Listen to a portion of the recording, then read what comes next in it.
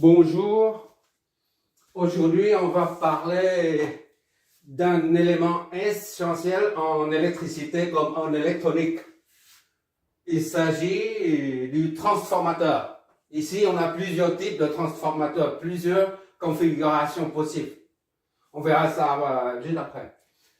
Pourquoi le transformateur est aussi essentiel, aussi primordial?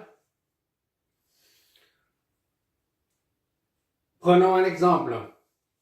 Puisque s'il n'y a pas de transformateur, il n'y a plus d'électricité, il n'y a plus d'électronique, plus rien du tout. D'accord? Prenons un exemple.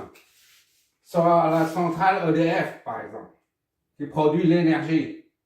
Et l'énergie sera transportée sur les 3 lignes. D'accord? Du lieu de production à celui de consommation. D'accord? Ici, c'est les maisons, les immeubles de consommation. Supposons qu'on a 100 km d'ici et là. Lieu de production et lieu de consommation, 100 km. Et que la centrale produit est capable de produire seulement une tension de 100 000 volts. 1000 volts plutôt. 1000 volts. Voilà, 1000 volts. Et on veut transporter cette énergie-là sous 1000 volts, à 100 km de distance. On veut que ici, là, ça reçoit 200 volts, 230. Nous, à la maison, là, ici, là, c'est 230 volts. On veut qu'une fois le courant qui arrive, là, qui circule ici, là, arrive jusqu'au consommateur. Là, c'est le courant I, et la tension, ça sera 230 volts, par exemple. D'accord? Et tu sais que il y a une perte par effet Joule lorsque le courant passe dans les lignes. D'accord? Et supposons que il y a une chute de tension de 10 volts seulement. 10 volts. 10 volts seulement. On n'a pas besoin de valeur réelle. 10 volts par kilomètre seulement. D'accord? Et bien, 100 volts pour 100 km, tu as 1000 volts. D'accord? Chaque kilomètre, tu as une chute de tension de 10 volts. Une perte de tension de 10 volts. Donc, 100 km de distance de longueur, là, d'ici et là, et il y a une chute de 1000 volts. D'accord? Et bien, ici, là, tu produis 1000 volts. Il y a une chute de 1000 volts au cours de route. Et bien, à la fin, ici, tu as 0 volts. Tu n'as plus rien du tout. D'accord? Et pour éviter ce problème-là, on a recours au transformateur. À la sortie de l'usine, là, on met les transformateurs. D'accord? On dit des transformateurs élévateurs. C'est pour élever la tension d'origine de 1000 volts là, à, par exemple, 40 000 volts. D'accord? 40 000 volts. Ou 200 000 volts. Supposons qu'on élève ça à 40 000 volts, par exemple. 40 000 volts. Et vu la perte en ligne est de 1000 volts seulement, et bien, qu'est-ce qu'il nous reste? 3900. 39 000 volts. Tu vois? Et après, ici, on met un autre transformateur dit abaisse de tension pour abaisser jusqu'à 230 volts que le consommateur voulait. D'accord? C'est pour ça les transformateurs sont hyper importants. Là, j'ai dessiné plusieurs configurations possibles. Notre objectif, c'est analyser ce genre de transformateur dans un circuit électrique ou électronique. D'accord? Il y en a d'autres, hein. On va faire tout ça, il y en a d'autres, on va faire au moins 10. Là, c'est ça, on dit là, le transformateur conventionnel. D'accord? C'est un autre transformateur à double sortie. D'accord? Et ça, c'est un transformateur multiple. Tu vois? Il y a 2 entrées et plusieurs sorties. Et là, c'est un transformateur double avec prise milieu à la terre. De là à la terre. Et là, c'est typiquement un transformateur, autotransformateur. D'accord? Les points, tout ça, ça dépend des cas. Voilà. Et là, on voit ça dans les plaques céramiques. Chez toi, tu as une plaque chauffante céramique, tu enlèves.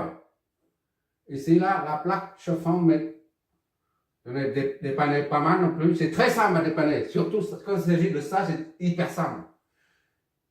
C'est une plaque céramique, vitrocéramique, on dit. Je crois, ça, vitrocéramique. Ça fait trop longtemps maintenant, j'oublie tout. Vitrocéramique. Vitrocéramique. Voilà. Ça, c'est de couleur foncée. D'accord? Dessus, tu as des foyers de cuisson. Voilà.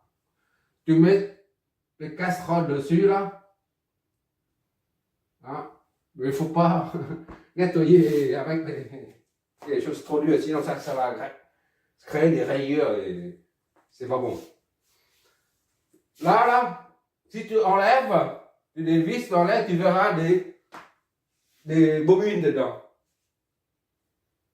Ça, c'est le principe qui est utilisé dans les plaques de cuisson vitrocéramiques. Voilà, ça c'est une vue globale de ce qu'on va faire. Et là, c'est la structure interne. J'ai mis ça, tu vois sur Internet, tu verras. Hein. Ça, je te montre à peu près, grosso modo, ce qui la structure interne d'un transformateur. Ça reflète celui-là, le transport conventionnel, d'accord? Ça, c'est la première bobine, d'accord? Ça, c'est le premier enroulement, première bobine. On dit ça, c'est primaire, ça, c'est secondaire, ou l'entrée ou sortie. Mais en général, on dit primaire, l'enroulement primaire, ou la bobine d'admittance primaire. Et là, l'enroulement secondaire, ou la bobine secondaire. Ici, c'est la primaire, la tension d'entrée. D'accord? Ici, tu as la tension d'entrée. Secteur 230, par exemple. D'accord? Tu branches sur le secteur. Et tu recueilles à la sortie une tension. D'accord? Ça, c'est primaire, secondaire. Primaire, secondaire. Ça, tu branches sur le secteur 230 et tu recueilles à la sortie. Voilà. Et normalement, tu as un marquage dessus, soit une croix Saint-André dessus là, soit un point pour mettre en évidence. Ça représente ce transformateur dit conventionnel.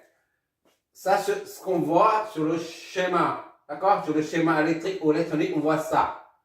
D'accord? Et là, j'ai dessiné la structure interne, grosso modo. D'accord?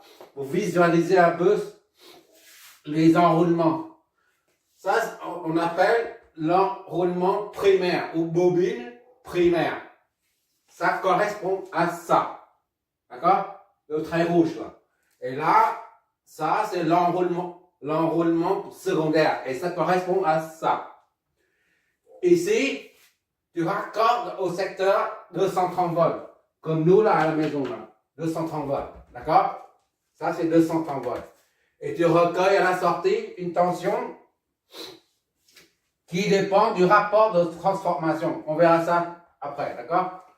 Pour l'instant, je te montre la configuration interne des transformateurs. Là, c'est un autre. Une seule entrée. Tu branches ça au secteur 230. Ou dans une usine, ce sera de 380 ou 400 volts. Par exemple, 400 volts. Et tu recueilles ici, là, à la sortie, ici, par exemple, ici, à là. 250 volts. Et d'ici à là, 100 volts, par exemple. Et ici à là, c'est 125 volts. D'accord? Ça, c'est une entrée et plusieurs sorties, à sorties multiples. D'accord? Une seule tension d'entrée de 400 volts permet de fabriquer des tensions de sortie de 250, 100 ou 125 volts. D'accord? Ah, c'est la structure interne. Maintenant, on va entrer dans le vif du sujet, là. Je vais effacer tout ça. Là, j'ai tout effacé. J'ai gardé que le premier transformateur de base, dit de base et conventionnel. Tu te rappelles, lors de l'étude de l'analyse d'un condensateur, on a la capacitance d'un condensateur est égale à epsilon fois A sur D. D'accord? Et on n'a pas besoin de connaître tout ça. Epsilon, la distance et la surface au sein. D'accord? On a juste besoin de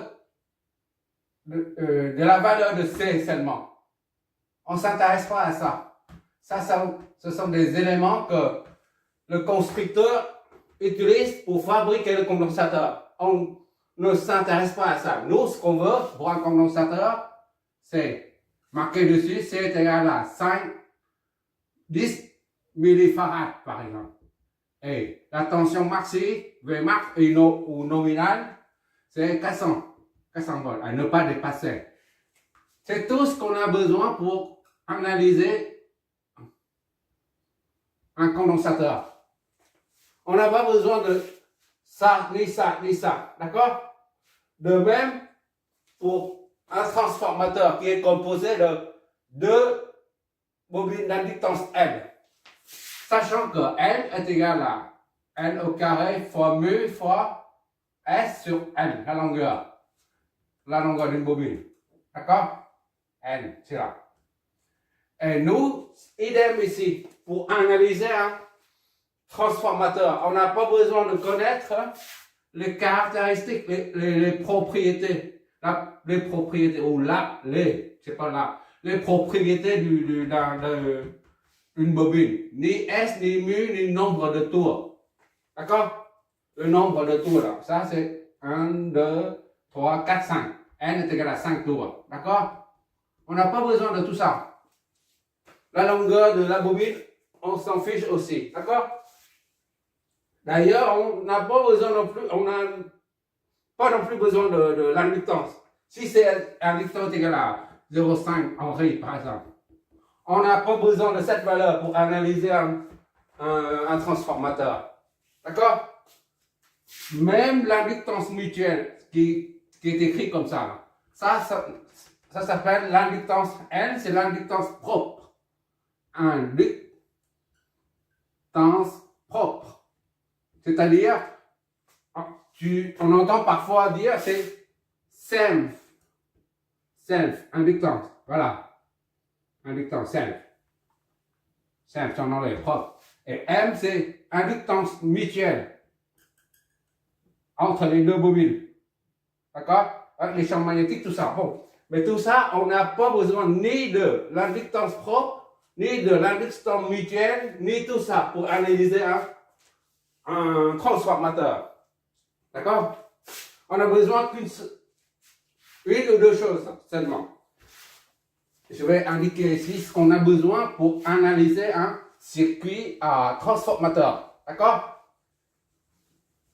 Inutile de développer des formules pour montrer que L est égal à machin et puis M est égal à bidule. Non, ça, on n'a pas besoin. Ce qu'on a besoin, c'est le rapport du transformateur. Par exemple, ici, dans un circuit électronique ou à découpage, tu as un transformateur comme ça. Voilà, un autre. Et après, tu as des résistances. Tu as des condensateurs, des résistances, d'accord? Et un transistor, un MU, c'est un transistor à découpage. Ainsi de suite. Et un amplificateur opérationnel. Pour pouvoir analyser ce circuit-là, tu as besoin simplement du rapport du transformateur, baptisé N, d'accord? Et puis, le point de marquage. Le point de marquage, soit ici, soit là. C'est tout. D'accord? Le constructeur te dit, si tu vois un schéma comme ça, disons ça, c'est un transformateur qui est appelé AX, par exemple. Et si tu fais une recherche, tu verras que le transformateur AX a une capacité, une puissance apparente qui est de 120 1220 volts ampères. Voilà. Ça, c'est la première caractéristique du transformateur. Et le deuxième, c'est le rapport de transformation. Ça peut être 1 ou 0,5 ou 20, d'accord? Ou n'importe quel chiffre, ou 0,22, 24, par exemple, voilà. Tu as besoin que ces deux valeurs pour analyser ce circuit-là. Tu n'as pas besoin de l'inductance de la bobine, ni l'inductance mutuelle, d'accord? Tu n'as besoin que ça pour pouvoir analyser un circuit à transformateur, d'accord? Et bien sûr, une règle fixée par les constructeurs, que les simulateurs et nous, on va suivre cette règle-là pour déterminer la polarité et le sens des courants, les tensions, tout ça. On y va.